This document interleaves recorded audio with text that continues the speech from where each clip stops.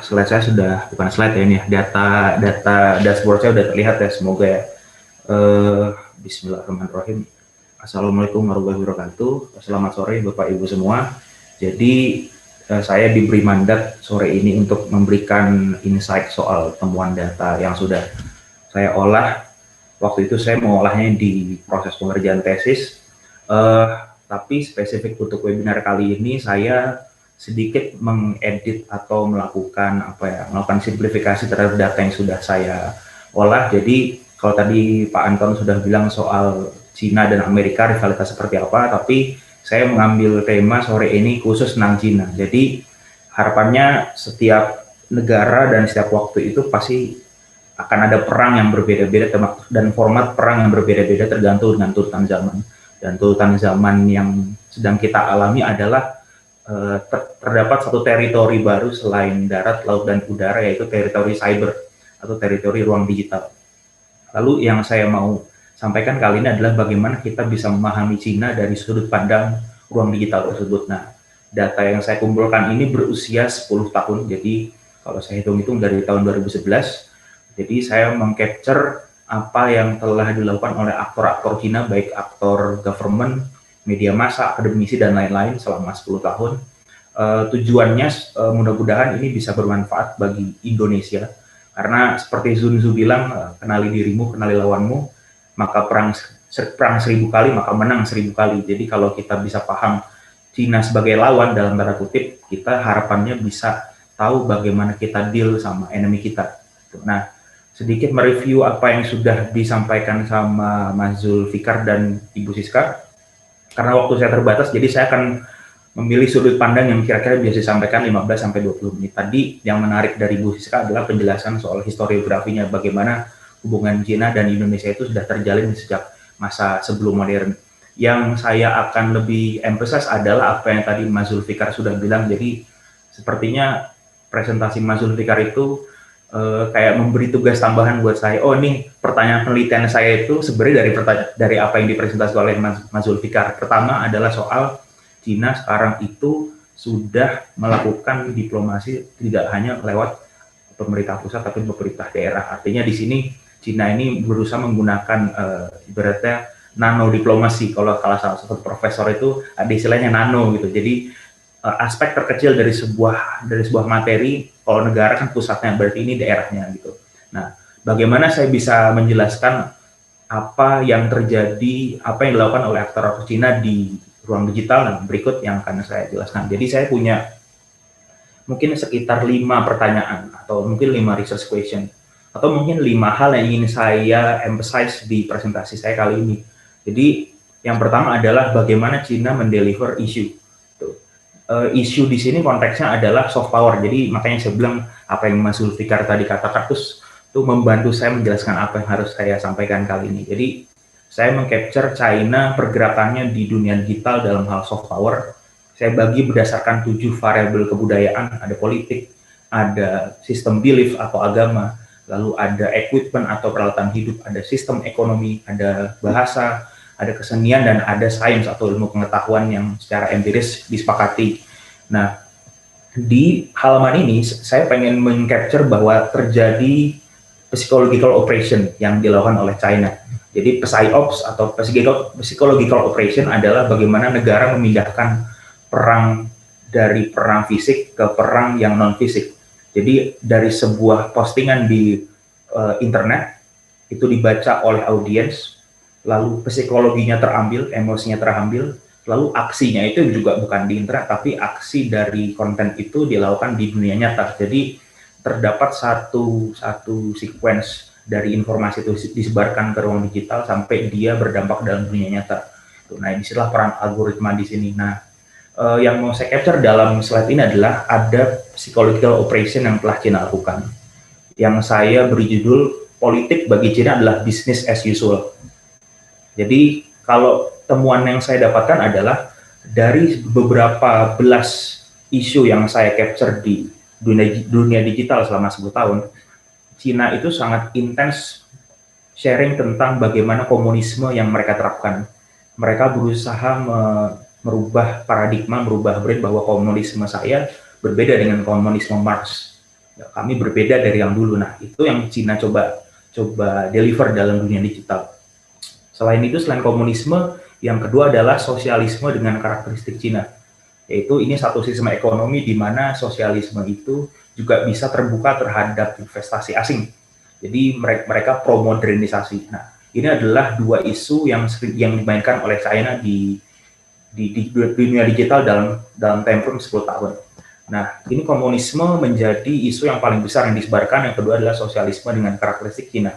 Lalu, karena saya ngomong soal psychological operation, maka saya harus membahas bagaimana aktor-aktor Cina itu mendeliver isu yang mereka miliki. Jadi kalau di sini teman-teman lihat, ada dua bar di sini, ada dua grafik tentang affective dan appreciation. Ini saya ambil berdasarkan teori psikologi namanya appraisal theory. Jadi affective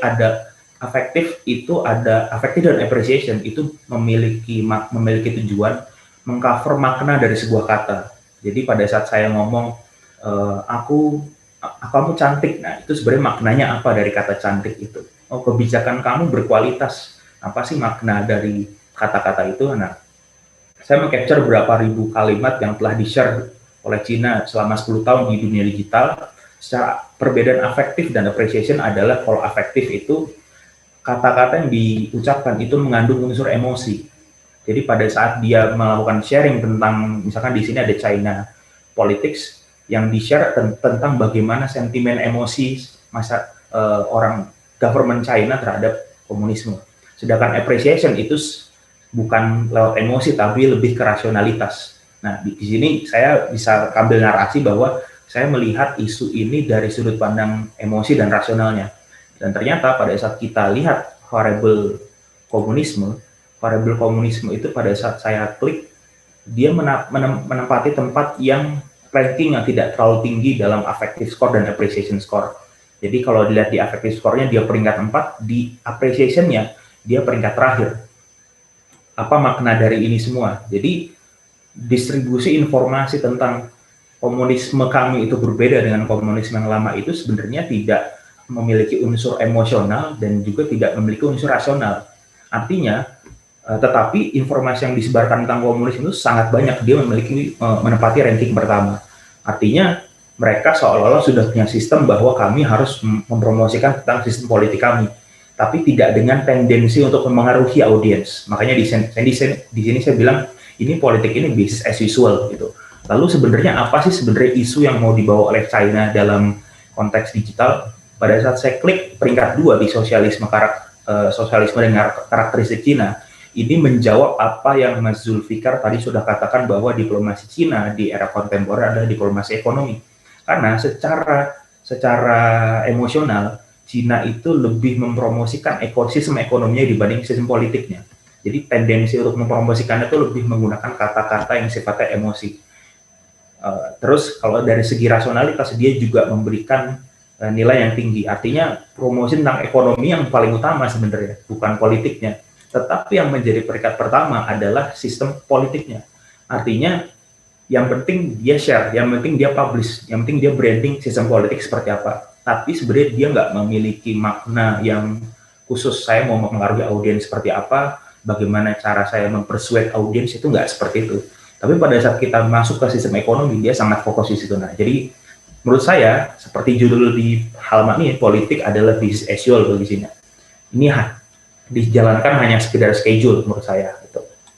Oke, terus temuan kedua, pertanyaannya adalah masih sama bagaimana Cina mendeliver sebuah isu, tapi sudut pandangnya bukan dari sudut pandang isunya. Kalau tadi kan isunya komunisme, sosialisme. Di sini saya ambil sudut pandang aktor. Di sini saya punya beberapa list aktor yang melakukan diplomasi digital dalam kurun 10 tahun. Ini ada Ambassador Qiu Tiankai, ada Closer to China, dan sebagainya. Nah, pada saat saya membuka data ini, saya menemukan satu narasi yang menurut saya Cina dalam konteks digital diplomasi itu memiliki engagement strategi yang sangat customized. Jadi, analoginya adalah ada satu negara, dia sudah tahu siapa audiensnya, dia sudah tahu apa isu yang akan dia bawa, dan dia juga sudah tahu aktor mana yang bisa mendeliver isu tersebut dengan baik. Jadi sudah sangat presisi, sudah sangat diperhitungkan. Nah, perhitungan jenis apa nih yang saya lihat yang telah Cina lakukan dalam perang informasi ini. Nah, pada saat saya lihat urutannya, yang isu yang paling dominan adalah politik Cina, sekali lagi. Dan pada saat saya klik politik Cina, kita bisa melihat aktor-aktor yang tertinggi itu adalah aktor-aktor negara, seperti spokesperson China, Ambassador Chiu Tiankai, China Embassy in US, lalu ada Ministry Foreign Affairs of China. Jadi China memposisikan isu politik itu adalah dalam tanda kutip makanannya aktor-aktor negara. Ini semacam sudah ada satu strategi PR yang jelas bahwa isu politik itu harus dikelola oleh aktor negara. Tapi pada saat kita lihat di sini affective dan appreciation-nya, yang menempati posisi tertinggi adalah equipment. Equipment konteksnya di sini adalah 5G, renewable energy, lalu teknologi AI-nya China, teknologi telekomunikasi China. Pada saat saya klik China equipment di sini, kita bisa lihat bahwa aktor-aktor yang mempromosikan di sini didominasi oleh aktor media massa. China Real Time, China Global Times News Amerika, Beijing Review, yang memiliki ranking tinggi itu aktor-aktor media massa. Artinya apa? Untuk isu yang tadi saya bilang bukan isu business as usual, isu ekonomi, isu yang sifatnya China menjual produk, yang tadi kata Mas Zulfikar, negosiasi diplomasi ekonomi, itu China menempatkan media massa sebagai aktor utamanya. Nah, pada saat dia menyebarkan isu politik yang sifatnya lebih sensitif, aktor yang diperintahkan untuk melakukan distribusi informasi adalah aktor pemerintahan. Jadi saya lihat di sini sudah ada strategi yang sangat clear, siapa megang apa dan siapa audiensnya gitu. Nah, ini adalah sebuah contoh yang sangat bagus yang bisa diterapkan oleh berbagai negara dalam konteks diplomasi digital. Lalu pertanyaan ketiga yang ingin saya jawab adalah tentang network, tentang jaringan. Jadi saya berusaha memahami, kalau saya jadi Kementerian Luar Negeri, saya pengen melakukan negosiasi atau diplomasi dengan Cina, saya butuh cara tercepat untuk informasi saya, untuk kepentingan saya, untuk national interest saya itu bisa dengan cepat sampai ke pemangku kebijakan di Cina. Itu konteks yang ingin saya bawakan di halaman ini. Untuk bisa tahu jalur informasi tercepat, maka saya harus bisa tahu bagaimana pola komunikasi dan pola interaksi antar aktor di Cina. Nah, di sini saya sudah punya satu gambar network, semacam jaring laba-laba, yang saya sudah warnai. Ada 8 warna di sini, dan 8 warna ini menggambarkan isu atau interest masing-masing cluster. Jadi pada saat kita lihat yang warna kuning itu berarti isunya apa, pada saat kita warna ungu isunya apa. Jadi ini sudah saya coding, sudah saya modelkan berdasarkan isunya. Nah, di sini saya mau cek. Tadi kan saya selalu bahas 3 isu ya, China, politics, ekonomi, dan equipment atau 5G. Bagaimana sih aktor-aktor Cina berkomunikasi dalam isu politik? Dalam isu politik, komunikasi yang dilakukan itu hanya oleh 2 orang. Jadi bisa dibilang ada satu aktor namanya Huawei dan satu aktor namanya Xinhua News. Dua aktor ini berkomunikasi dalam konteks politik. Isu yang sangat besar, yang tadi secara ranking itu selalu menempati urutan pertama, tapi yang ngomongin cuma 2 orang. Artinya isu politik itu besar di Cina, tapi distribusi informasinya satu arah. Sedangkan pada saat kita lihat interaksinya itu hanya 2 interaksi yang terjadi. Artinya isu politik ini isu satu arah yang sudah disetting. Cina dari satu sisi membuka diri untuk dia accept discussion tentang sistem politiknya, tapi sebenarnya ngomongin nggak banyak gitu. Sebenarnya interaksinya, dialektikanya tidak besar gitu. Nah, pada saat kita cek isu lain, misalkan saya cek isu ekonomi, kita lihat isu ekonomi ini analoginya kayak sebuah geng yang mainnya sendiri-sendiri. Jadi masing-masing itu punya perkumpulan, punya klaster yang dia tidak saling berkoordinasi dengan satu sama lainnya. Nah, di sini kita bisa lihat aktor-aktor yang muncul ternyata bukan tidak hanya aktor China, tapi juga ada aktor Amerika Serikat. Bisa disimpulkan bahwa dalam isu ekonomi Amerika Serikat ini adalah negara yang paling kuat yang bisa menyerang China dari segi jaringan kayak gitu. Nah, pada saat kita ganti isunya, ke isu 5G, kita bisa lihat di sini banyak sekali kumpulan aktor, kumpulan klaster yang berkumpul menjadi satu dan saling berkoneksi satu sama lain. Ada yang isunya berwarna ungu, ada yang isunya berwarna kuning, hijau, dan sebagainya. Artinya isu 5G sejauh ini adalah isu yang paling bisa mempersatukan seluruh aktor dalam jaringan digital diplomasi. Jadi pada saat ngomongin soal 5G produknya, mungkin secara bisnisnya, mungkin secara security-nya, itu banyak aktor yang berkumpul ke dalam satu interaksi. Bagaimana hal ini bisa diekstrak oleh Indonesia? Sebenarnya kalau Indonesia punya kepentingan ekonomi terhadap China, Indonesia bisa memanfaatkan network ini dengan cara masuk dalam isu 5G yang sudah besar. Atau Indonesia juga bisa masuk ke dalam klaster isu ekonomi. Yang di sini saya lihat banyak aktor-aktor yang berbicara dan berinteraksi dan tidak terkoneksi satu sama lain. Bagaimana kalau ada satu aktor Indonesia yang masuk ke sini dan dia melakukan interaksi, mungkin semacam bikin conference atau membuat satu agenda yang mengumpulkan aktor-aktor ini. Artinya Indonesia akan memiliki istilahnya dalam matematika itu between centrality yang tinggi, atau dia bisa menjadi penghubung antar aktor. Ini adalah value yang cocok dengan politik bebas aktif nih sebagai mediator gitu. Nah, tapi kita tidak melakukan itu. Nah, saya pikir di slide ini cukup. Lalu saya masuk ke dua pertanyaan terakhir. Di sini saya berusaha menjawab soal bagaimana kita bisa memappingkan atau memetakan kekuatan aktor-aktor Cina nih. Gitu. Saya kasih narasi di sini pemerintahan Cina, apakah pemerintahan Cina itu aktor yang bisa dipercaya atau tidak. Nah, kenapa saya kasih narasi apakah China government itu trusted aktor atau tidak? Karena saya harus jelaskan pertama kali soal diagram ini, matriks ini. Jadi ini namanya diagram Cartesian, matriks Cartesian yang saya namakan stakeholder map. Matriks ini saya bangun atas dua variabel. Yang pertama adalah level of interest, yang kedua adalah level of influence. Level of interest artinya adalah kemampuan seorang aktor untuk bisa dipercaya, untuk omongannya atau pemberitaan atau informasi dari aktor itu bisa menyebar luas dalam dunia digital.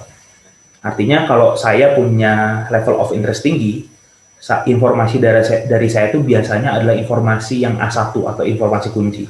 Biasanya orang yang punya level of interest tinggi ini akademisi. Gitu. Lalu ada variabel kedua, level of influence.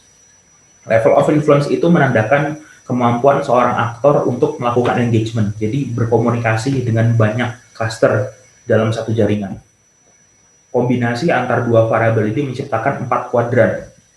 Yang pertama kuadran key player, yang kedua kuadran key player ini berarti orang atau aktor yang memiliki tingkat trusted tinggi atau level of interest tinggi, tapi dia juga pergaulannya luas lah kalau bahasa simpelnya. Jadi dia punya influence yang besar. Dia disebut key player, dan di sini saya kasih tanda kurung. Maksudnya apa? Key player sama dengan dalam tanda kurung manage closely. Aktor yang diidentifikasikan sebagai key player itu harus diperlakukan dengan cara manage closely, diberi otoritas. Gitu. Sedangkan aktor-aktor dengan level of interest rendah, tapi memiliki level of influence yang tinggi, artinya dia dipercaya tapi dia punya jaringan yang bagus, itu kita namakan sebagai influential player. Aktor-aktor seperti ini harus diperlakukan dengan cara keep satisfied. Dia harus happy dengan kita, dia tidak boleh menyeberang kubu dengan kita, dan dia harus segera diberi panggung yang lebih akademis. Nah, di sini kita lihat aktor Cina tidak ada yang key player, tapi ada yang influential player. Siapakah itu? Kita lihat di sini ada Zhu Longzai. Zhu Longzai adalah juru bicara Kementerian Luar Negeri Cina. Zhu Longzai adalah aktor yang memiliki tingkat influence tinggi tapi interest rendah.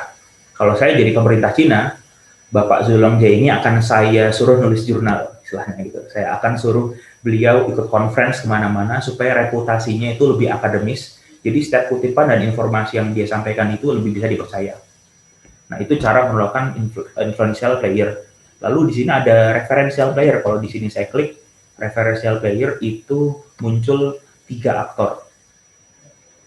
Sebenarnya lebih sih, cuman karena kecil-kecil ya. 3 besarnya itu adalah Huawei. Lalu ini ada Governor Matt Bevin, salah satu gubernur di Amerika Serikat, dan State Department itu Menlu Amerika. Jadi di sini muncul aktor dari luar Cina. Nah, saya bahas khusus yang Cina nih, Huawei. Huawei adalah satu aktor yang memiliki level of interest tinggi karena isu yang Huawei bawakan itu sudah pasti isu 5G. Dan karena dia yang bikin produknya, otomatis orang percaya dan memiliki Huawei ini memiliki tingkat trusted yang tinggi. Tapi kalau Huawei mau mendapatkan pangsa pasar yang lebih besar dalam menggapai nasional interest Cina, dia harus dipindahkan ke aktor atas. Artinya dia harus ditingkatkan level of influence-nya. Dia sudah dipercaya orang, tinggal gimana caranya dia bertemu banyak orang untuk bisa nambahin relasi. Nah, mungkin caranya adalah diajak, mungkin dilibatkan dalam negosiasi, dilibatkan dalam hubungan multilateral dan sebagainya. Karena Huawei ini memegang posisi yang sangat sentral di sini. Dia memiliki nilai level of interest sempurna 100. Jadi sangat dipercaya. Nah, cara untuk menjaga referensial pair adalah keep informed. Jadi dia harus disuplai informasi supaya dia melakukan penyebaran informasi juga. Karena informasi dari dia adalah informasi kunci atau A1. Nah, kurang lebih seperti itu. Nah, ini adalah stakeholder map untuk melakukan assessment terhadap peta kekuatan aktor di Cina. Di sini kesimpulannya adalah menurut saya pemerintahan Cina, aktor dari government itu aktor yang kurang bisa dipercaya.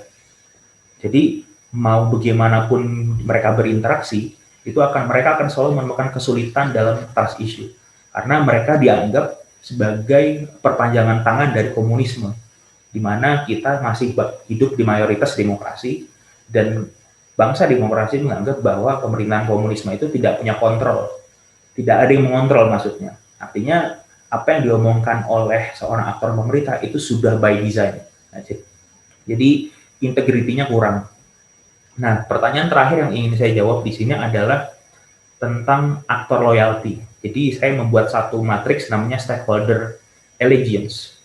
Allegiance itu artinya loyalty atau kesetiaan. Jadi, kita bisa melakukan assessment terhadap kesetiaan aktor dalam satu isu. Di sini sama seperti stakeholder map, saya memiliki 4 matriks yang terbangun atas 2 variabel. Variabel pertama adalah level of interest yang tadi saya sudah jelaskan, meaningnya apa. Variabel kedua adalah level of sentiment.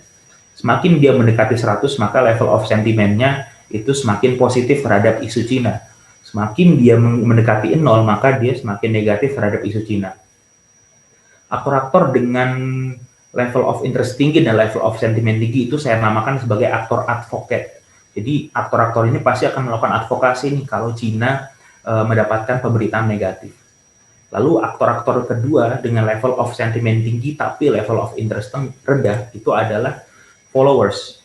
Aktor-aktor followers ini rata-rata didominasi oleh government. Jadi posisinya sama seperti stakeholder map. Aktor-aktor government Cina ini tidak memiliki tingkat kepercayaan, tidak dipercaya oleh audiens.